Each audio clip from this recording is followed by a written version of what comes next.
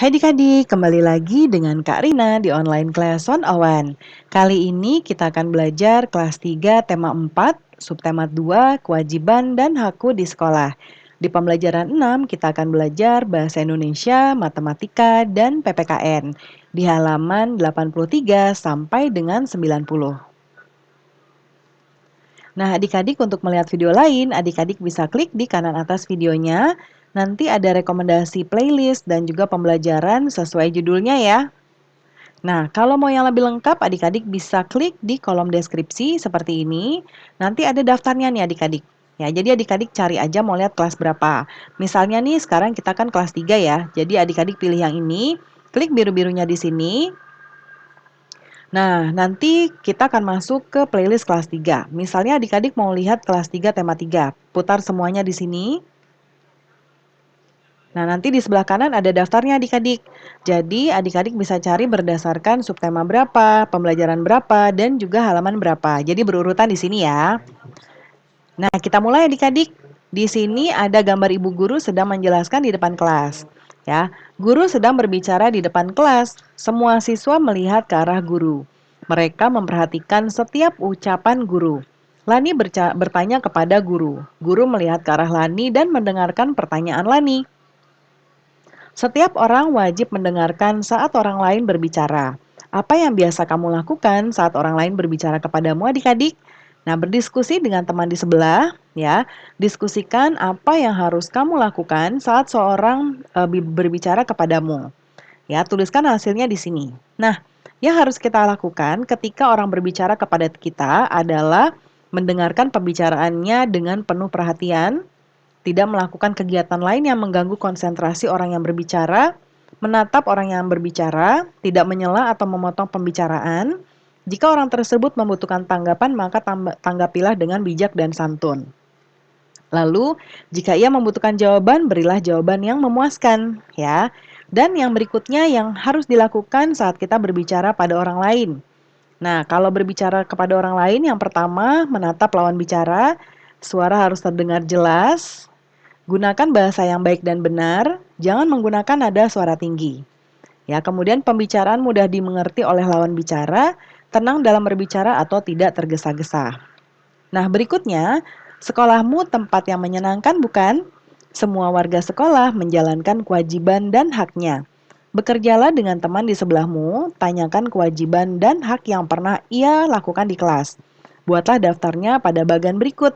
Ya, ini daftar pengalaman pelaksanaan kewajiban dan hak di sekolah. Oh, di kelas ya. Nah, ini ada 1, 2, 3, ada 5. Karina sudah buat di sebelah kanan. Yang pertama, kewajiban kita adalah mengerjakan tugas yang diberikan guru. Yang kedua, belajar dengan sungguh-sungguh. Yang ketiga, mengenakan pakaian sesuai jadwal. Yang keempat, menghormati guru dan teman. Yang kelima, membuang sampah pada tempatnya.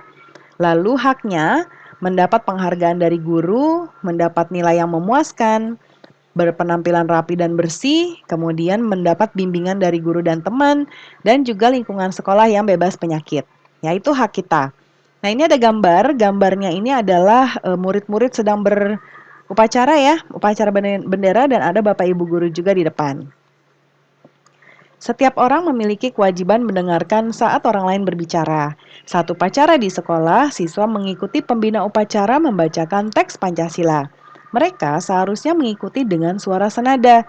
Kadangkala ada siswa yang mengikuti dengan suara nyaring ya, yang kencang banget. Ada juga yang suaranya lebih lembut. Nah, jika pada satu upacara terdapat 580 anak yang mengikuti dengan suara lembut, berapa anak yang mengikuti dengan suara nyaring? Dan berapa jumlah anak keseluruhan. Nah, kita membuat di sini tabel kemungkinan atau beberapa kemungkinan untuk beberapa siswa yang mengikuti dengan suara lembut di sini, lalu yang nyaring. Ya, lalu ini total siswa yang mengikuti upacara adalah 580 ya.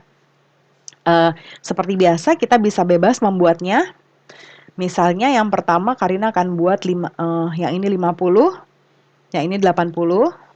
Lalu ini 150, ini berarti, oh sebentar, ini 500 maksudnya adik-adik. Ya. Kemudian ini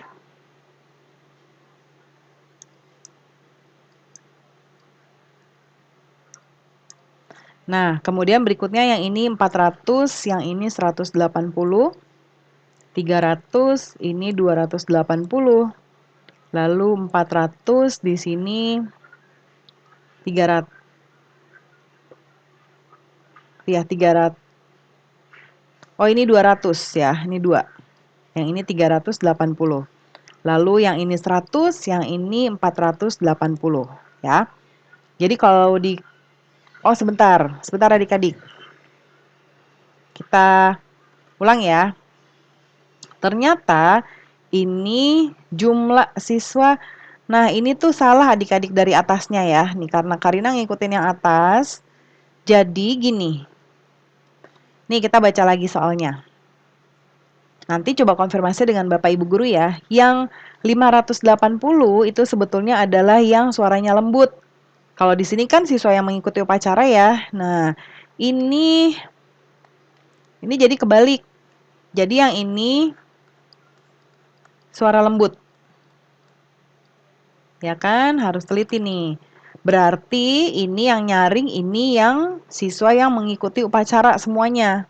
Ya. Upacara. Nanti coba tanya ke Bapak Ibu guru ya, Pak ini kebalik Pak gitu ya. Berarti kita kurangi siswa semuanya yang ikut upacara berapa, lalu yang suaranya nyaring berapa, lalu yang lembutnya 580 ya. Oke, yuk kita mulai di sini. Misalnya Karina mau buat semuanya 1000 deh ya. Ini bebas loh adik-adik. Nah, ini Karina mau buat 1000 aja. Ya, kemudian yang nyaring, nah kalau di sini oh sebentar ini lah sama semua ya adik-adik ya. Nah, ini agak rumit ya. Sebentar ya adik-adik. Nah, yuk kita koreksi lagi. Ya, karena kadang-kadang menjawab itu membutuhkan konsentrasi. Nah, yuk. Yang kalau 1000 ya. Kalau 1000 berarti siswa yang suaranya nyaring ada 420. Kalau siswanya ada 900 berarti yang suaranya nyaring itu ada 320. Kalau siswanya 800 berarti 220 yang nyaring. Kalau siswanya 700 berarti ada 120. Lalu kalau 600 berarti hanya 20 siswa yang suaranya nyaring. Ya, yang bagian ini bebas ya adik-adik ya. Yang penting kalau dikurangkan hasilnya adalah siswa yang suaranya lembut ya. Nah, adik-adik suka bermain angka kan ya? Nah, amati kembali cerita tentang upacara di sekolah tadi. Buatlah pengurangan dengan hasil yang sudah kamu tentukan. Nah, ini juga bebas. Kalau di sini kosong, jadi adik-adik bebas mau pakai berapa aja ya. Yuk kita buat. Ini berarti ini total ya, total siswa atau seluruh siswa. Lalu yang ini nyaring, suara nyaring. Ya, kemudian yang ini suara lembut.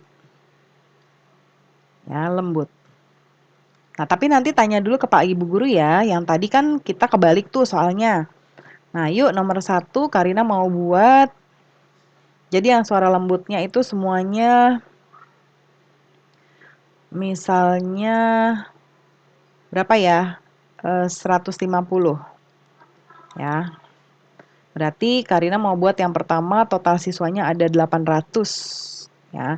Dikurang. Yang nyaringnya berarti ada 650 ya. Jadi nanti hasilnya 150 ya kan? Oke, sekarang yang kedua siswanya misalnya ada 900 ya. Dikurangi 750 sama dengan 150 yang suaranya lembut. Yang ketiga misalnya ada 1000 dikurangi 850 jadi ceritanya siswanya nyaring-nyaring semua nih suaranya ya. Sehat-sehat semuanya, suaranya lantang semua. Nih 150. Yang keempat 1100 ya, yang nyaringnya ada 950, yang lembutnya 150. Ya, yang terakhir 1200 dikurang berarti 1050. ya, sama dengan 150 anak yang suaranya lembut. Nah, tentu kamu pernah berbicara ya, kepada siapa kamu berbicara, bagaimana cara kamu berbicara, dan bagaimana tanggapan teman bicaramu. Nah, kita lihat di sini sebentar Karina. Nah, oke, kita lihat bacaannya dulu ya. Judulnya Setiap Orang Ingin Didengar. Setiap orang mempunyai cerita yang ingin disampaikan. Mereka memiliki hak untuk didengar. Kita hendaknya menjadi pendengar yang baik. Sebaiknya kita menatap mata orang yang berbicara.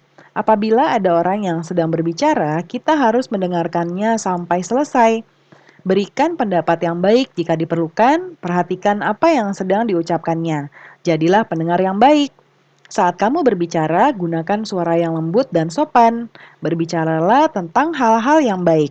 Berikan kesempatan temanmu untuk menyampaikan pendapat. Nah, kita jawab pertanyaan berikut ini ya adik-adik ya. Yang pertama, sebaiknya kita menatap orang yang berbicara. Apa maksud dari saran tersebut? Nah, jadi saat berbicara, kita menatap orang yang berbicara karena dengan tatapan mata mencerminkan kita menghargai orang yang sedang diajak bicara. Ya, kalau kita matanya kemana-mana tuh tandanya kita nggak memperhatikan, ya. Yang kedua, akan sangat baik jika kita mendengarkan sampai bicaranya selesai. Mengapa itu disarankan? Nah, berarti kita menghargai orang yang sedang berbicara ya. Kita nggak motong-motong, ada udah deh aku udah tahu apa yang mau kamu omongin. Nah, itu nggak boleh. Dengarkan aja dulu ya. Berikutnya berbicara dengan suara lembut. Maksudnya apa? Kita berbicara dengan lembut karena jika kita berbicara dengan penuh kelembutan, orang akan segan dan mendengarkan apa yang sedang kita bicarakan ya. Jangan apa-apa marah-marah ya. Lalu sebaiknya kita berbicara tentang hal yang baik. Nah, kita sebaiknya membicarakan hal-hal baik ya dan menghindari berbicara hal-hal yang jelek karena dapat menyinggung perasaan orang lain. Lalu berbicara dengan sopan, maksudnya apa? Nah, kita berbicara dengan sopan karena kalau kita sopan akan menghindari adanya kesalahpahaman, ya. Nah, yang berikutnya lakukan dengan kelompokmu. Amati kebiasaan bicara di sekolahmu, apakah pembicara dan pendengar sudah melakukannya dengan benar sesuai yang tadi ya. Lalu sampaikan pendapatmu, presentasikan hasil diskusinya. Yang ini tidak karena contohkan karena disesuaikan sama kebiasaan berbicara di sekolah adik-adik ya. Nah, pembelajaran kita sudah selesai ya adik-adik. Terima kasih sudah menonton sampai akhir. Mohon dimaafkan apabila ada kesalahan dalam perkataan maupun dalam materi yang diberikan. Sampai jumpa di pembelajaran berikutnya. Dadah!